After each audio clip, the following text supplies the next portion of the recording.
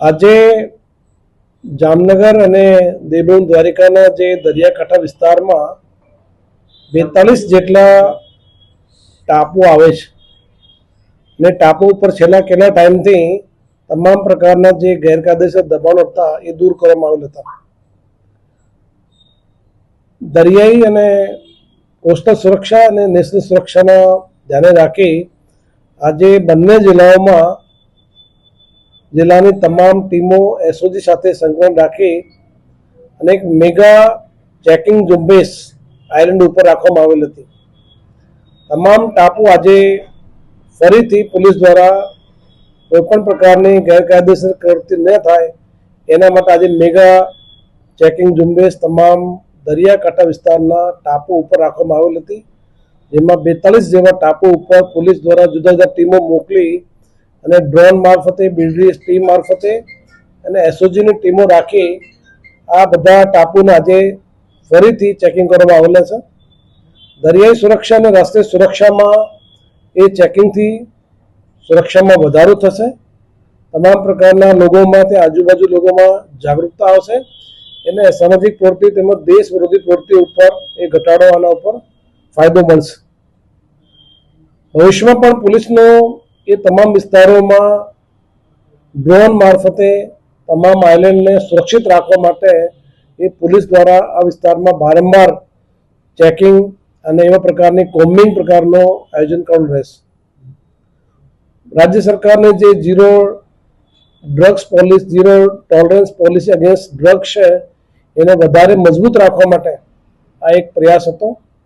ભવિષ્યમાં પણ એ ટાપુ ઉપર કોઈપણ પ્રકારની ડ્રગ્સની હોય, નાર્કોટિક્સની હોય, દેશ વિરોધી પ્રવૃત્તિ હોય અથવા અન્ય કોઈ સામાજિક પ્રવૃત્તિ હોય એ કોઈપણ સંજોગોમાં ન થાય એના માટે આજે એક વિશેષ ઝુંબેશનું આયોજન કરવામાં આવેલ હતું. અત્યાર સુધી જે પોલીસ દ્વારા ચેક કરવામાં આવેલો છે કોઈપણ પ્રકારની એવા નોંધપાત્ર શંકાસ્પદ પ્રવૃત્તિ જોવામાં આવેલ નથી, કેમ કે હમણાં દરેક પ્રકારની જે ડિમોલેશન છે હમણાં ટૂંકા સમય કરવામાં આવેલા છે.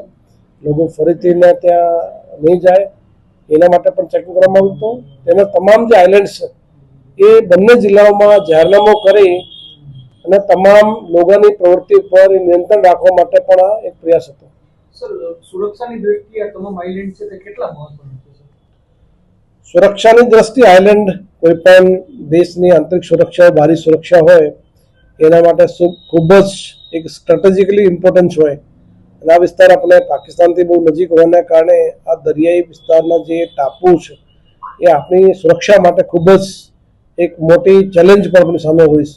પણ આ દરેક પ્રકારના ચેલેન્જને પાર રાખવા માટે ગુજરાત પોલીસ કટિબદ્ધ છે અને ભવિષ્યમાં પણ આંતરિક સુરક્ષામાં વધારો થાય એ તમામ પ્રકારના પ્રયત્નો પોલીસ દ્વારા કરવામાં આવશે. સર, ભૂતકાળમાં ત્યાંથી જે દરિયા કિનારાનો જે વિસ્તાર છે, ખાસ કરીને સૌરાષ્ટ્ર, ત્યાંથી જે ડ્રગ્સ પણ મળી આવ્યાના કિસ્સા છે, અત્યારે જે તપાસ કરી એ દરમિયાન કોઈ શંકાસ્પદ અથવા કોઈ અમારી તમામ જે ટીમો છે જે આંતરિક સુરક્ષા માટે જે પોલીસ એન્ફોર્સમેન્ટ એજન્સી છે એ તમામ મુસ્તદી સાથે વિસ્તારમાં કામ કરે છે. કોઈ પણ પ્રવૃત્તિ ફલે ફૂલે નહીં એના માટે પોલીસ અને તમામ અમારી ટીમો કટિબદ્ધ છે. કોઈપણ વિસ્તારમાં એ પ્રવૃત્તિ ચલાવી લેવામાં આવશે નહીં અને અમે પબ્લિક સાથે પણ સતત સંકલનમાં છીએ. પબ્લિકને પણ અમારે સતત જાગૃતતા રાખવા માટે તમામ પ્રકારના જે ફિશર્સ વોચર્સ ગ્રુપ છે, અમારી એસઆરડીની ટીમો છે અને પબ્લિકનો પણ ખૂબ જ મોટો સહયોગ એ વિસ્તારમાં પોલીસને મળેલો છે. ભવિષ્યમાં પણ અમને ખૂબ મોટો સપોર્ટ પોલીસનો સાથે સાથે પબ્લિકનો પણ મળશે અને ભવિષ્યમાં આ વિસ્તારને ખૂબ જ સલામત રાખવા માટે અમે કટિબદ્ધ છીએ. આ વિસ્તારમાં તમામ પ્રકારના જે મુદ્દા ઉપર આંતરિક સુરક્ષા માટે જરૂરી હશે ગુજરાત પોલીસ દ્વારા તમામ વિસ્તારોમાં તમામ પ્રકારના પ્રયત્નો પોલીસ દ્વારા કરવામાં આવશે.